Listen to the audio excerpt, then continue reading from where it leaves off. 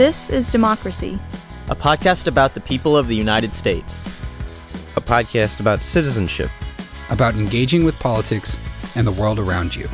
A podcast about educating yourself on today's important issues and how to have a voice in what happens next.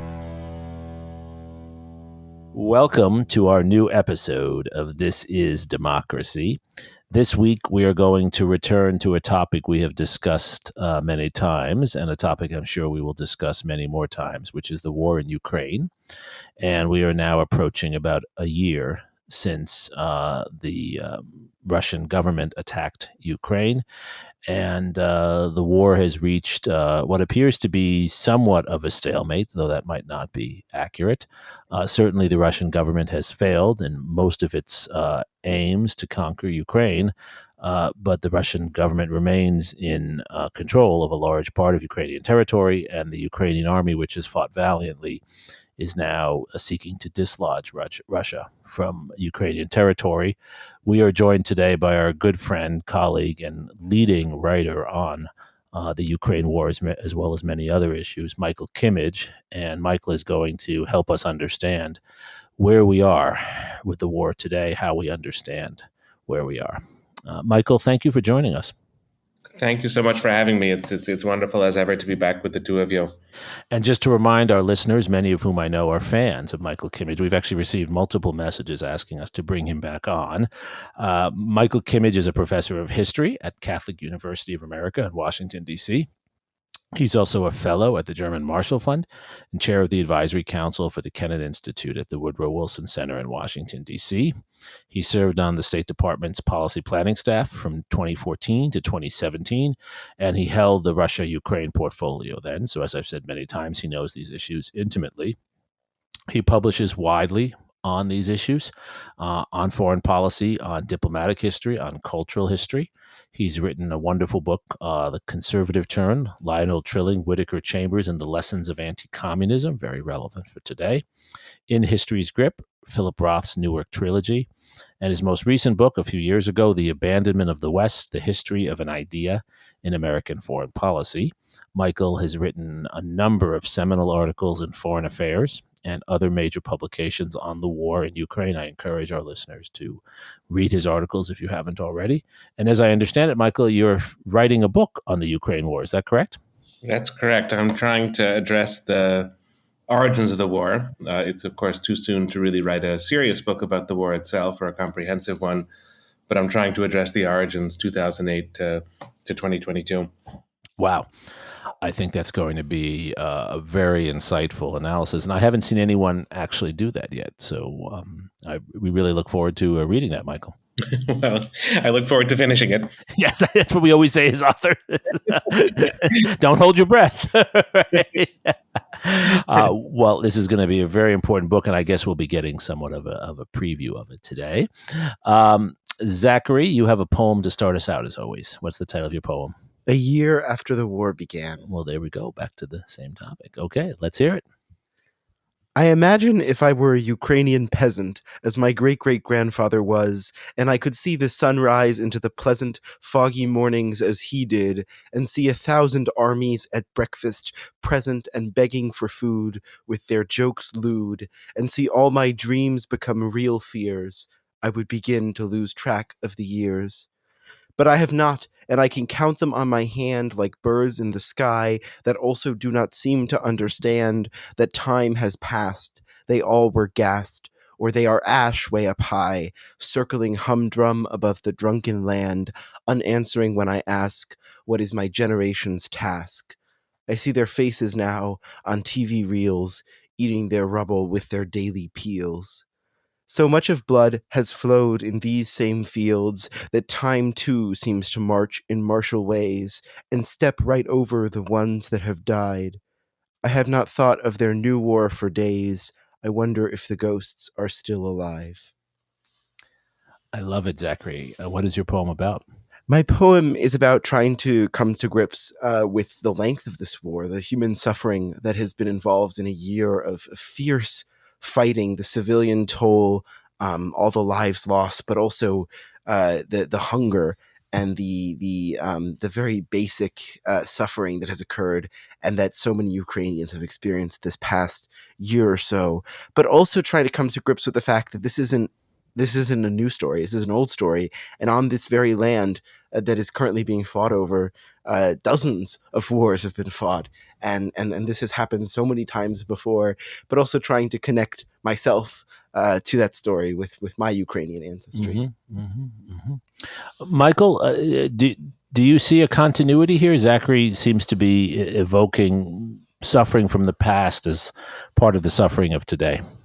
Yes, and in fact, I think Zachary's poem, you asked about my book a moment ago, Zachary's poem really anticipates a core argument of the book, which is that there are really two modes over the last couple of hundred years, two modes of Central and Eastern European history. There's the mode of war, which has just been, continuous. You think War of 1812, First World War, Second World War, and of course the more recent wars, all of which have foregrounded the territory of Ukraine, and that's an all too familiar story. But there's also the mode of imperial control and imperial conquest. So there have been, sort of pauses in the war, but they've often been filled by imperial dominion. And I think it's a miracle in some ways that after 1991, so many countries in Eastern and Central Europe escaped from that pattern. But I also think that we were a little bit too sanguine about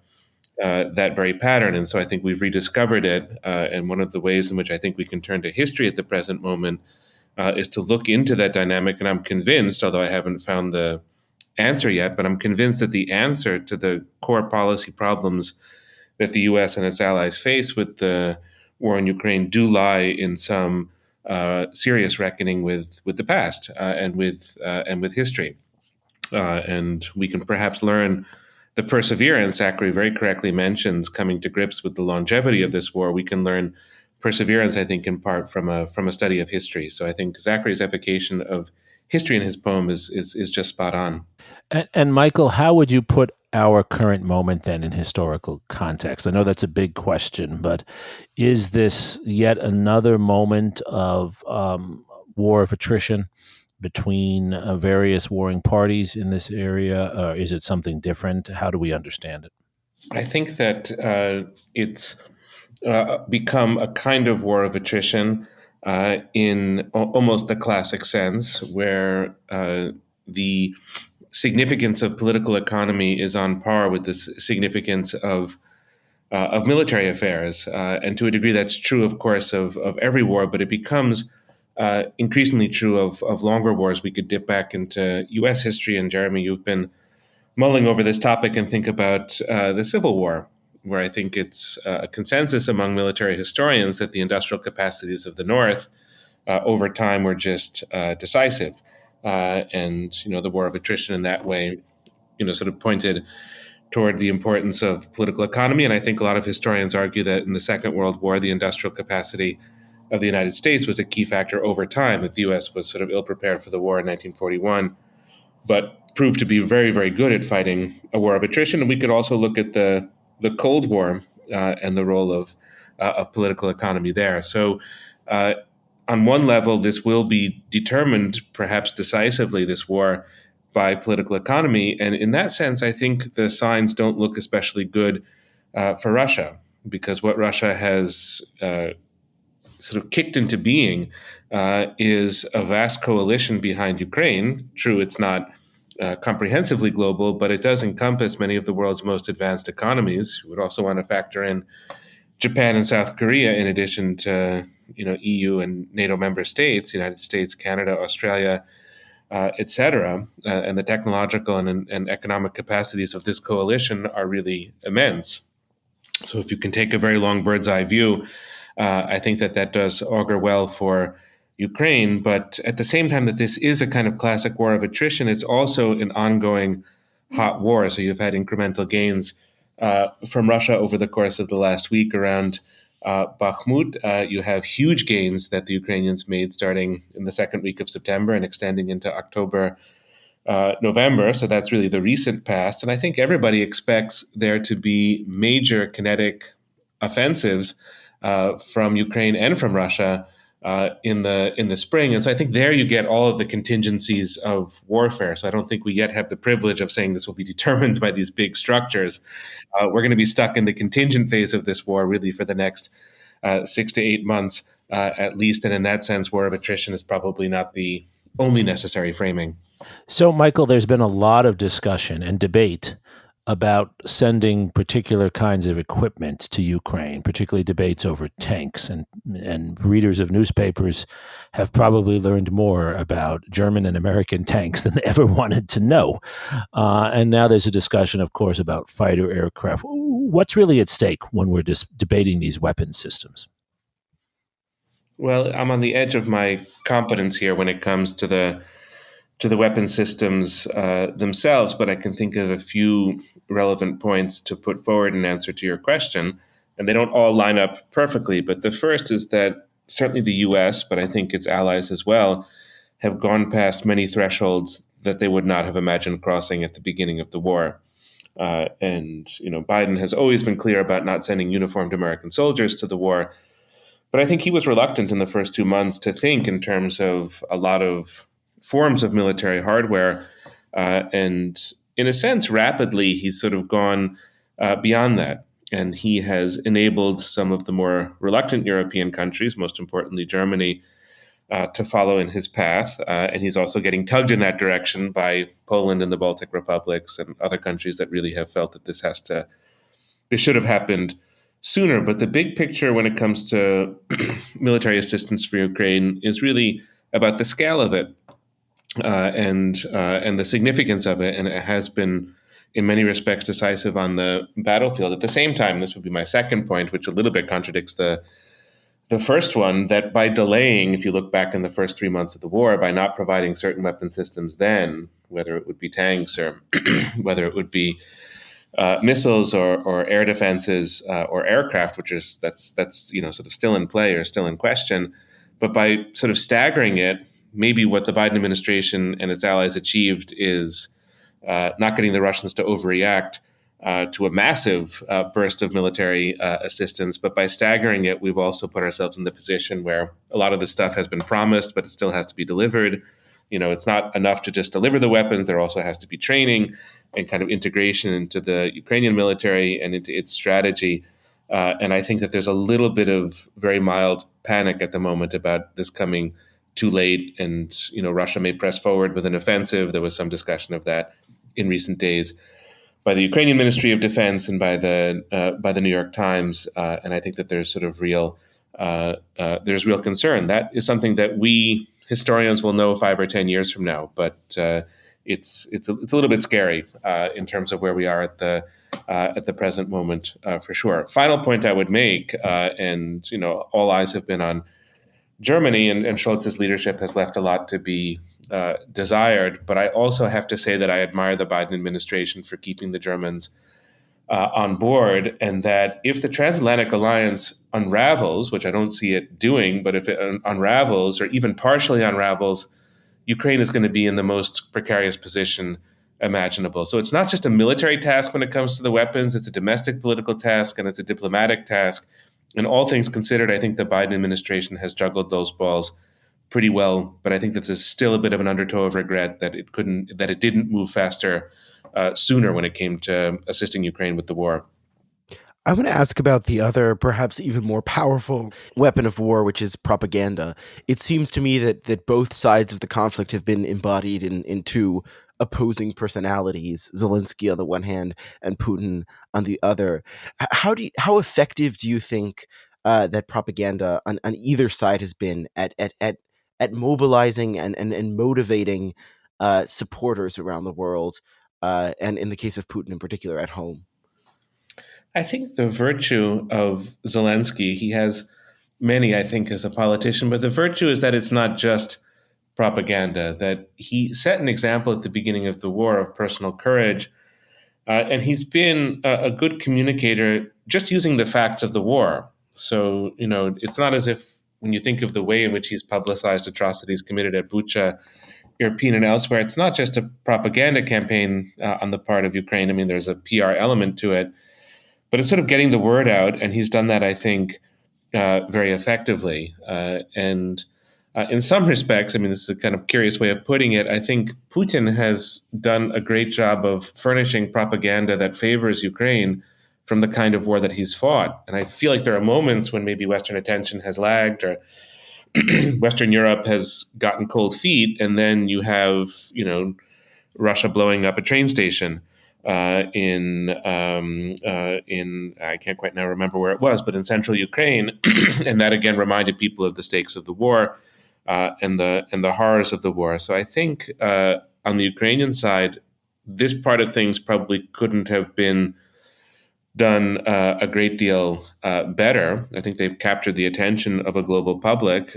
They've made clear that the war is unjust, and I think that they have evoked large structures of sympathy, which in turn are very important for the domestic politics of the United States and of Germany and other countries, and that provide really the political foundation for the military support to Ukraine. So there's a virtuous circle in that case that has been running, and Zelensky has been at the center of it.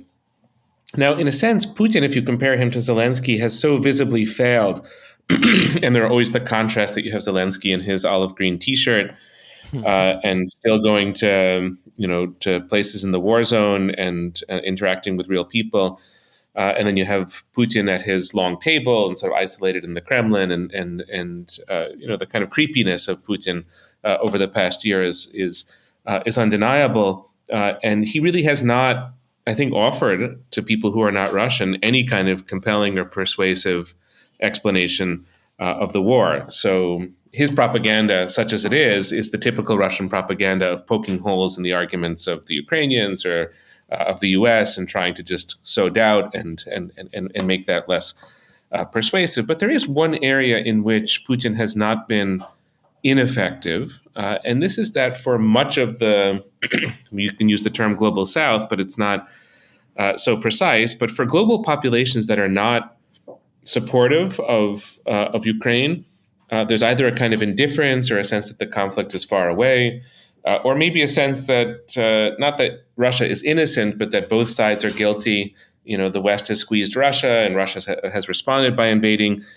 Ukraine, and that doesn't stem really from a propaganda campaign in the Kremlin, but the Kremlin has used its media apparatus globally to encourage that, and it's not been an abject failure on Putin's part. So he's skilled from his career in Russia at using people's indifference, cynicism, and he knows how to exploit those things, and he's been trying on the global stage. If, for example, you would look at Foreign Minister Lavrov's visit to South Africa last week, where he was quite warmly received, and it did seem like the South African government was endorsing some aspects of the Russian argument about Ukraine. It's sort of effective to that degree that he can get countries, and China would be relevant here as well, countries to mirror or to parrot the Russian theses about the war. I think that we in the U.S. sometimes underplay Putin's ability in this, with the narrative that we all want to believe, and I to a great extent do believe,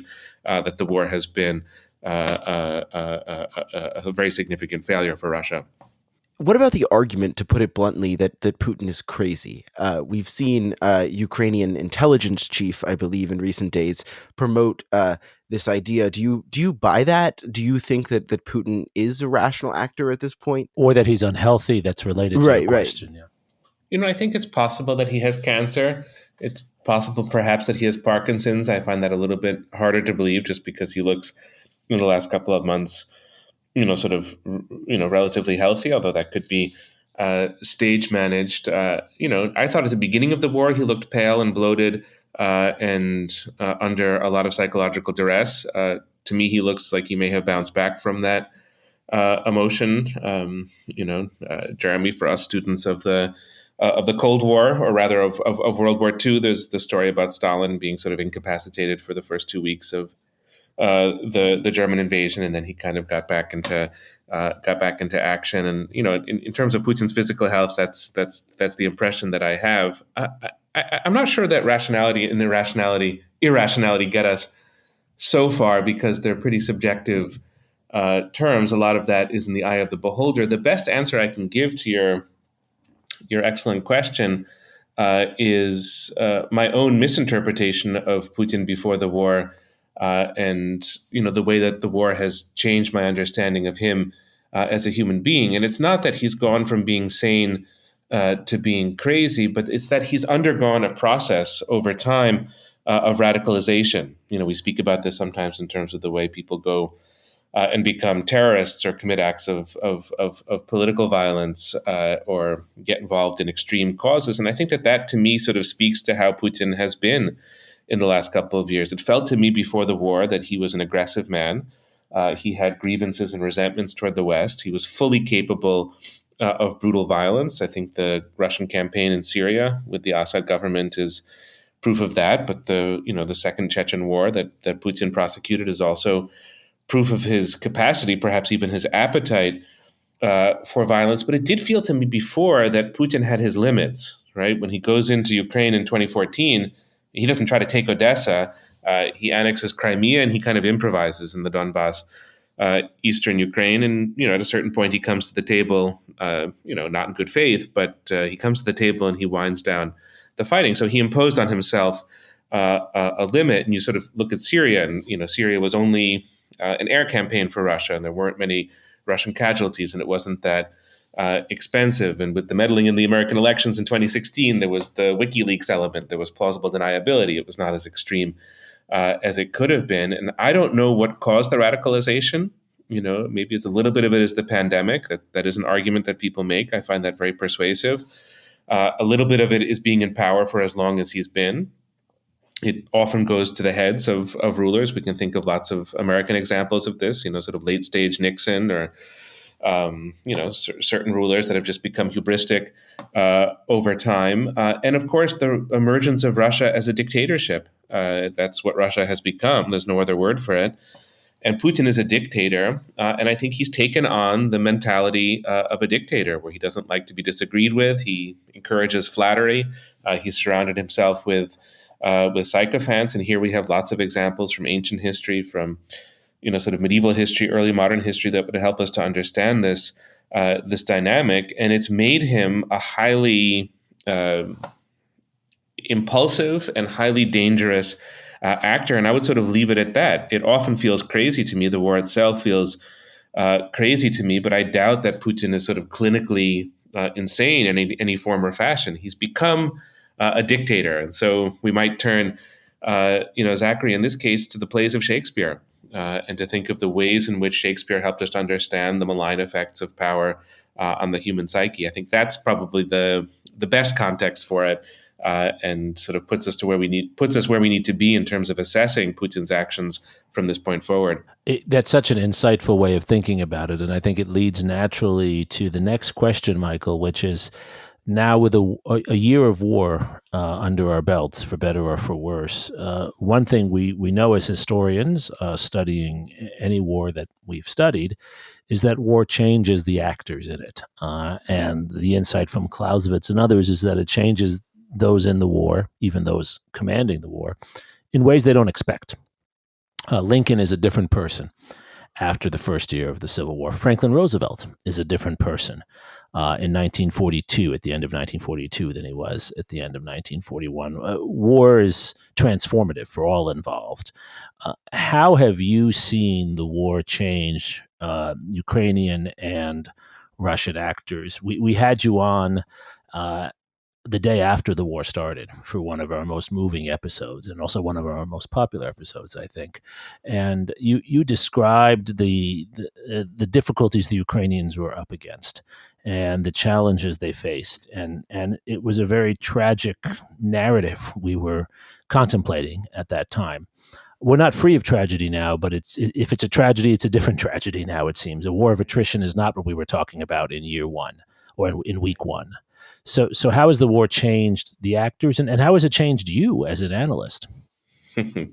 That's maybe the hardest question to answer. Let me pick three from what you described. Let me pick 3 points, and then I can try to reflect on that in personal terms and do my best with that. I think in Ukraine's case, it has elicited from Ukraine a set of quite remarkable qualities. And I think they've been much remarked upon by observers of Ukraine and by Ukrainians themselves. And to a degree, they speak for themselves, that the resilience of Ukrainian society to absorb this set of challenges and not to have political fragmentation or not to have a kind of mutiny in the society or running away from the problems that in and of itself is remarkable. The civic agency of Ukrainians, the military, is supported often by different forms of civic action, people who bring food to the soldiers and sort of make everything run in a sense, and that's a bottom-up effort on the part of Ukrainian society. I think also, and maybe this gets downplayed in part because we focus either on Ukrainian society or on the figure of Zelensky, but the excellence of Ukrainian military leadership, that you can't take for granted. I mean, you can have a will to fight, you can have a reason to fight, but the strategic choices that Ukraine has made, destroying Russian ammunition over the course of July and August in a very methodical way, but doing it kind of quietly while everybody is biting their nails in the West about a possible Ukrainian offensive, and then choosing the right place to attack in September, taking Kharkiv very quickly, and then successfully pushing the Russians out of Kherson. I think, I'm not an expert on military affairs, but I think that the Ukrainian ability to integrate Western technology has been just remarkable, because once again, the U.S. could dump all of this military assistance in Ukraine, and it could be very hard to use. That's, I think, a very important part of the story. And so when histories of Ukraine's self-defense are written, I suspect that they will focus as much on Zelensky's advisors and the sort of caliber of strategic thinking in Ukraine as they will on Zelensky's talents of communication and his personal in integrity. So it's a holistic picture, really, of achievement, you could say, in the midst, of course, of immense and terrible suffering. And now, Russia has been transformed, certainly, by the war in ways that, to me, were hard to anticipate and to predict. I over-believed that there would be an anti-war movement of consequence in Russia, and there has not been, although 20,000 people are, I believe, currently in jail in Russia, and lots of people have fled the country out of anti-war sentiment. But I thought it would be harder for Putin to make this war stick, and I got that wrong, to be sure. I think that the war has transformed Russia in the following way, and it's not that many Russians are true believers in this war or feel that it's the right choice on the part of Russia, or even that it will bring good things to Russia. I think that there's not a great endorsement of the official arguments. I think that there is a basic sense among Russians that it's a war that they don't want to lose. And Putin will ride that sentiment as far as he can.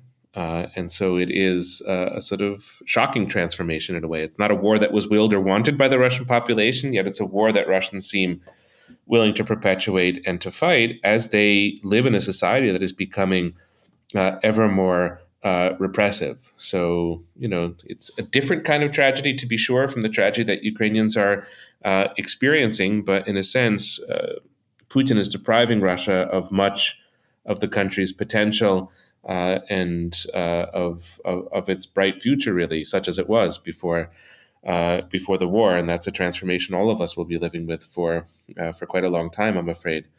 I think that the U.S. is not transformed as a society. I wish in some ways that Americans at this stage were paying more attention to the war and were more involved in what's happening. It's no longer the early, very dramatic stages. It's something else.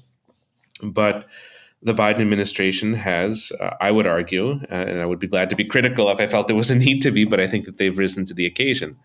It's not Afghanistan in the summer of 2021 where they were misreading the signals and not communicating well with allies. That is not the story of the Ukraine war.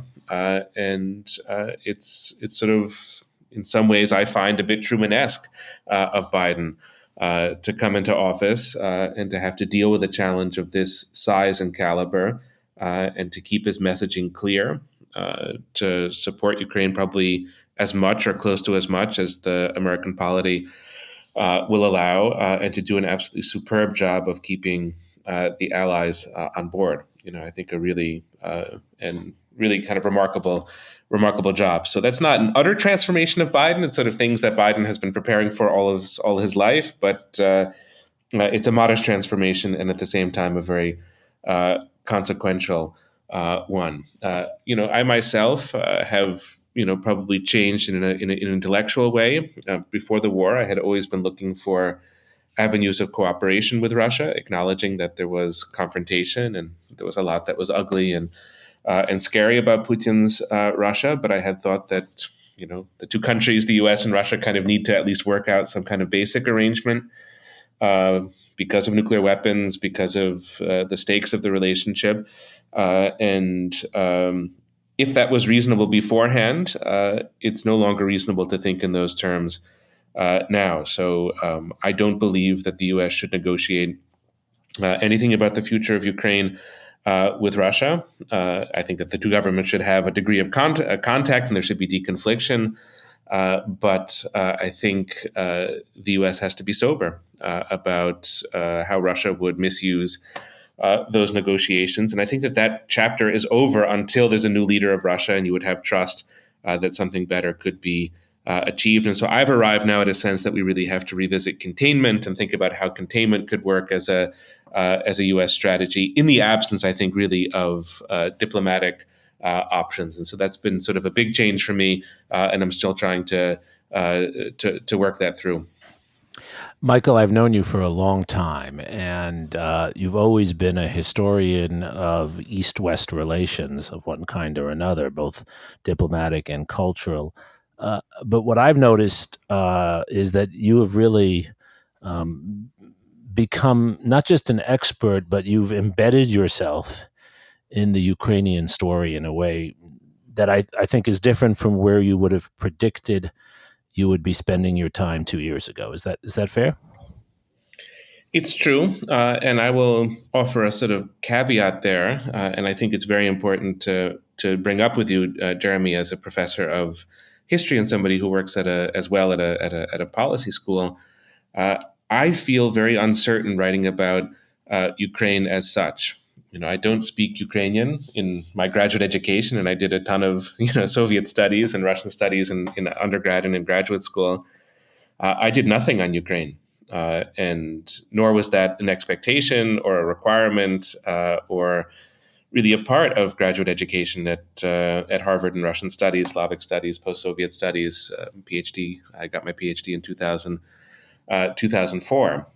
And so I have tried as best I can, to brush up on Ukrainian history and to get the kind of knowledge I feel I should have to write on these topics. But I do feel that there's a hole, and I do feel that there's something missing. And so, you do the best you can with the kind of crises that come your way. But I do feel ill-equipped, and I'm very gratified to see a debate that's going on among academics. Decolonization to me is probably not the perfect term. I think you're importing something from one field of discourse to another if you're talking about decolonizing Russia. But be that as it may, what I'm very gratified to see is that there's a much greater interest in Ukraine, and there's a real effort to understand the sort of complexities of Eastern and Central Europe. Not just with Ukraine, but beyond the Russian purview. And I think that that's just essential. So I think I'm not properly educated, but I hope to be a part of a larger process that will rethink some of these questions and hopefully educate a new generation of people who will have the tools that they really need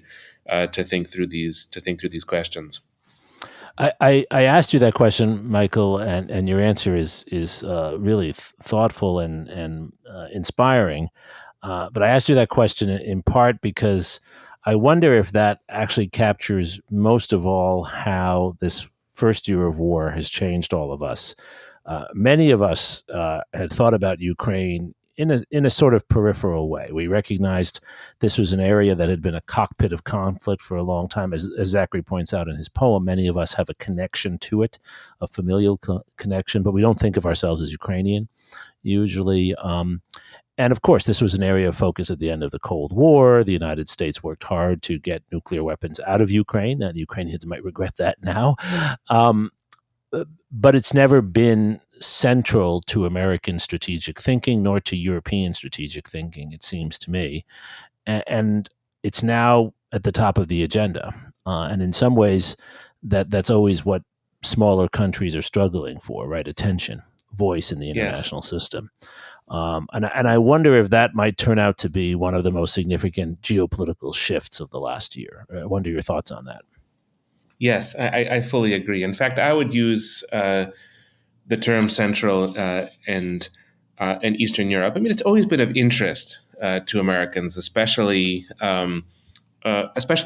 I mean, there've always been a lot of books written about Poland and a kind of engagement in some ways with Polish intellectual life and Polish history, which is wonderful. But we really need to broadly think through this region. I think that was the undoing of Woodrow Wilson, really, in 1919. It's poignant in a way when you think that the Ukrainians were not at the table in Versailles. They were sort of left off. And when Woodrow Wilson proposed this idea of ethnic self-determination, it's a nice idea. And the train station in Prague is named after Woodrow Wilson for that reason, as a matter of homage. But he really didn't get how troubled and problematic that would be in Eastern and Central Europe, where there weren't clear lines and where ethnic, sort of politics and nationalism could so often lead to conflict. In a sense, after 1945, I don't know if we had to think too much about Eastern and Central Europe because it was buried behind the Iron Curtain, and the U.S. regretted that. But it sort of took it out of the picture in a certain sense. And then you have the Helsinki Final Act in 1975, and I don't think a huge amount of thought was devoted at that time to the future of Hungary or to the future of Ukraine. And I think we could have done a much better job of this after 1991. That's, I think, a place where I would be quite critical of U.S. policy. That was just published in Foreign Affairs, an exchange between Strobe Talbot and George Kennan about Ukraine. And Kennan raises some pretty interesting questions about, well, will the provision of military assistance to Ukraine cause problems in the region? And what does Strobe Talbot write back? He says, well, it's all now about economics, and the region is going to integrate because there'll be trade and commerce. And even for somebody as learned as Strobe Talbot, that's a pretty thin answer.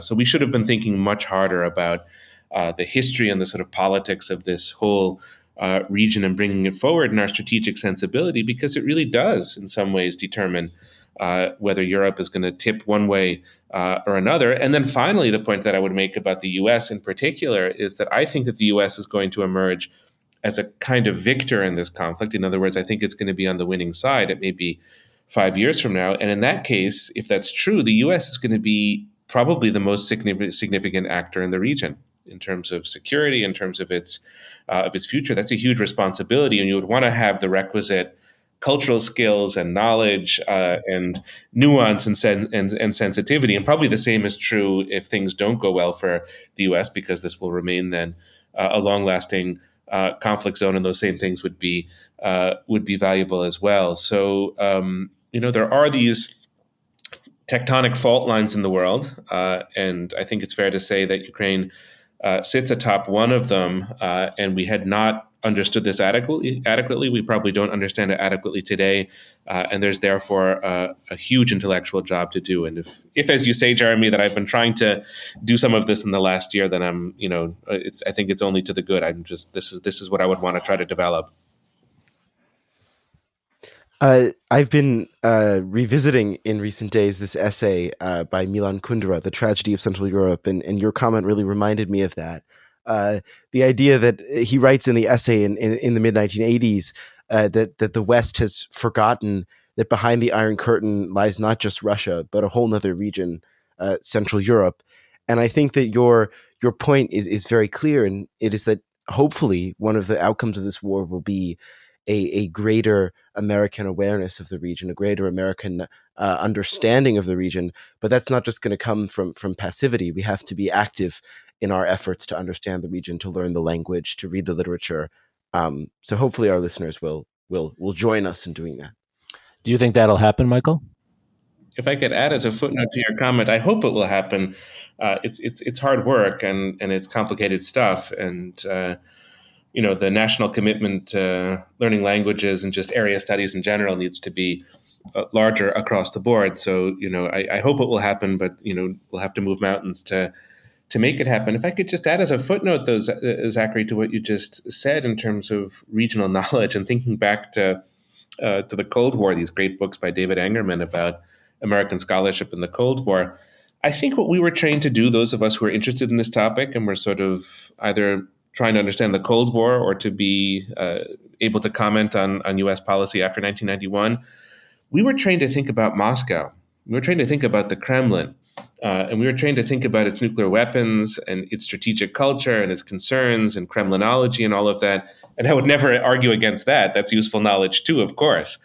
But it's also enormously limiting. And that has replicated, I think, certain Russian efforts to construe the region as sort of subordinate to Russia. This is an ongoing, sort of academic discussion at the present moment at conferences and in journals. But it's something that we have to really carefully think through. I can add one further footnote. Being an academic, it's never one footnote, but in this case too. And this is about the kind of practice of diplomacy. So I've heard from a lot of American diplomats that what really changed for them after 1991, when the U.S. opened all these embassies in the 14 other countries apart from Russia that had emerged from the Soviet Union, is that it was a transformative experience for the diplomats. That instead of going for their training to Moscow, they would go to Tbilisi or to Vilnius or to Minsk or to Kiev, and they would learn from the local people there how they thought about the region and politics and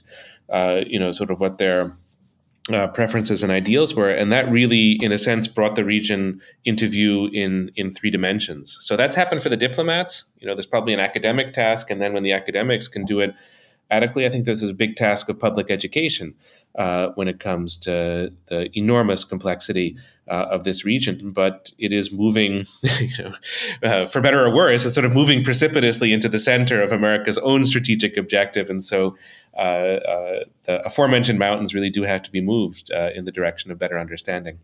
So, Michael, we don't want to close by asking you to predict the future, because that would not be fair. None of us can predict the future, particularly in this conflict. And again, going back and listening to the really stunning episode that we did with you when the war started, none of us anticipated where we would be right now. And I think it's probably a better place we are now than we thought we would be in. With regard to this war. What I think is appropriate to close on maybe is what historical knowledge in particular do you hope that people are inspired to investigate to better prepare for the future? Obviously, one needs to follow the war, as I'm sure many of our listeners are, follow it in the newspaper. There's excellent reporting every day. There are all sorts of sites online. You're writing frequently about it. So keeping up with the day-to-day is a task enough. But then there's the question of the historical knowledge, the context that we need. It's one of the really extraordinary elements of your analysis. You bring that. Where should our listeners go to prepare themselves to understand what will happen in the next few years? This is a tough question, to be sure. And let me touch on 3 points in answering it. A U.S. point, a Russia point, and I think it's appropriate to conclude with the point about Ukraine itself, because it's obviously at the center of the story, and yet I myself often sort of move beyond that in my analysis, and I think that speaks in part to this education that I've had, and it's very, very important to root and at times to reroute the story so that Ukraine is at the center of it. I think when it comes to the U.S., I think I've mentioned part of the answer already. I think it's very important to go back to the Treaty of Versailles. And to go back to that moment and think about conceptions of the East in Europe there. I think that what captures our attention when we go back to that moment, especially people who are interested in policy and what to learn from it, is the Franco-German relationship and it's sort of German reparations. And did Versailles screw up Germany and enable the rise of Hitler, or was it the kind of best that can be done, which I think is Margaret Macmillan's argument in her beautiful book on the topic. But I think we need to bring forward the Eastern component. In fact, in her book, not to be critical of it, but the Eastern stuff is sort of marginal. It's like the Poles and the Czechs and the Ukrainians, they kind of show up on the periphery of that narrative, but it's really a kind of British, American, French, German narrative. And I think we have to rethink that. We should probably rethink the Second World War to think a bit more about the Eastern Front and the significance of that. And we need to go back in a very careful way and go through the history of the 1990s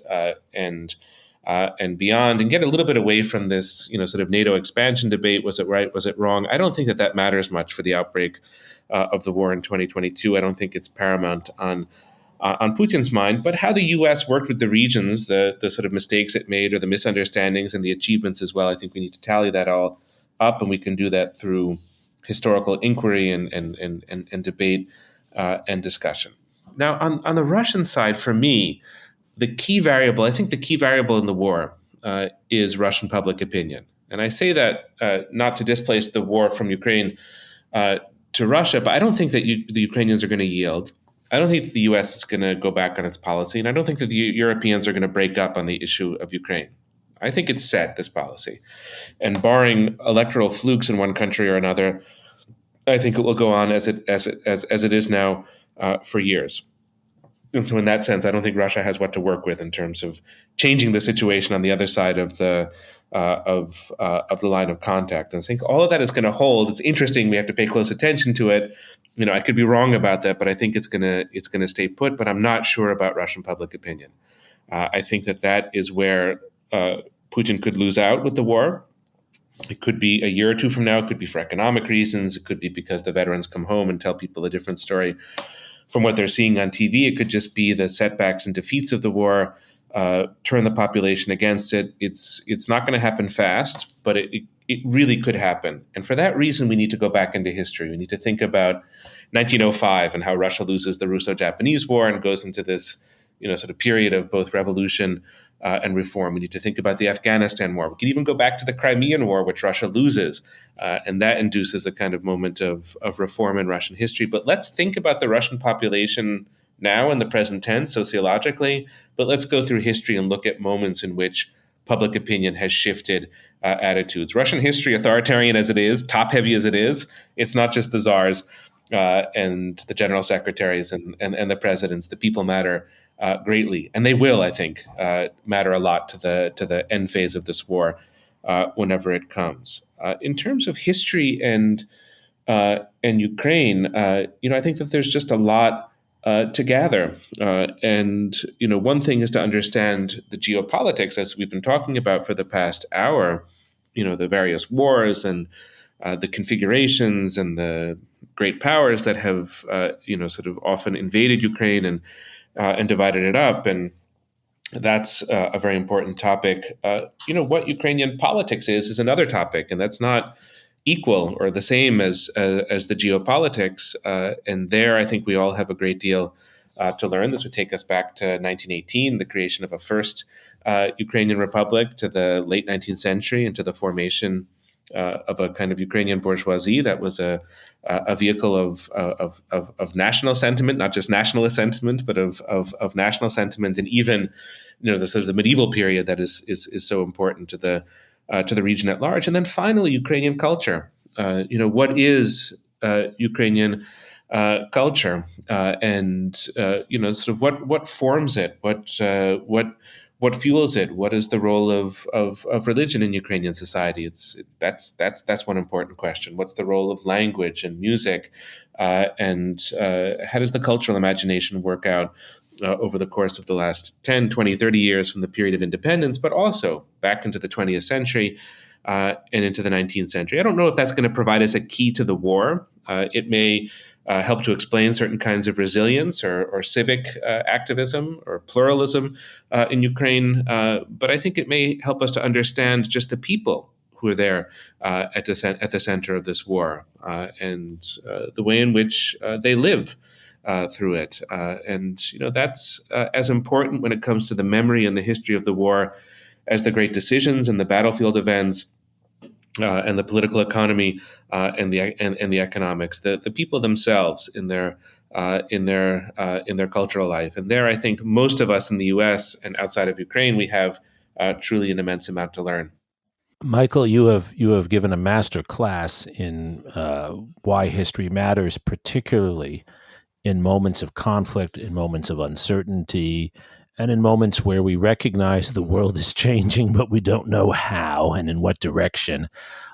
History provides us, as you pointed out, in each of the cases for the United States, for Russia, for Ukraine, it provides the only setting in which we can contemplate what are the likely futures in this uncertain moment. By looking back, that we can think forward.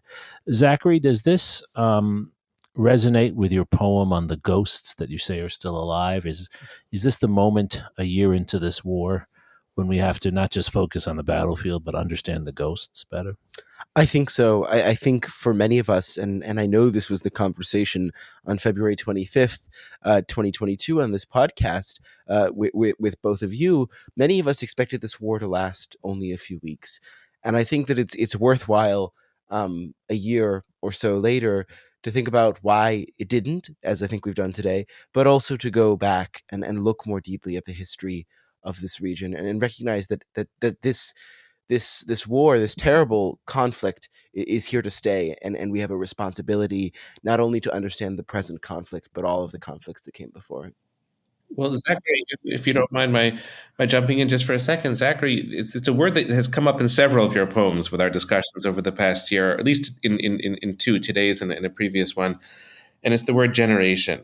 And you've often spoken in our conversations about what this means to your generation, which is a wonderful question to ask. It's my strong sense, in terms of predictions, I'm comfortable making this one, that the conflict that began perhaps in 2014, but certainly in 2022, the conflict that began that we call Russia's war against Ukraine, it's a generational conflict for us. It's not a conflict of years and probably not even a conflict of decades.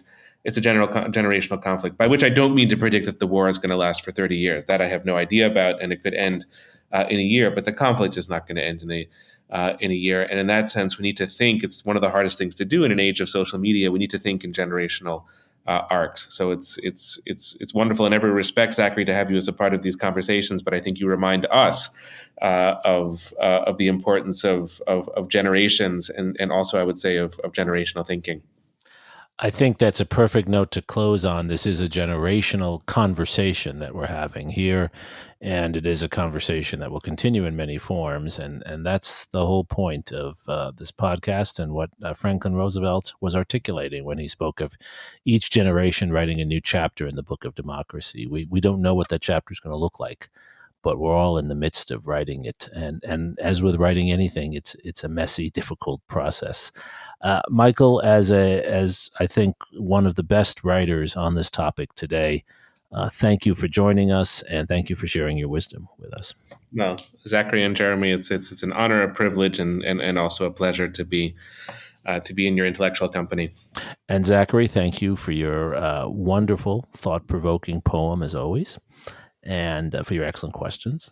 And thank you most of all to our loyal listeners for joining us for this episode of This is Democracy.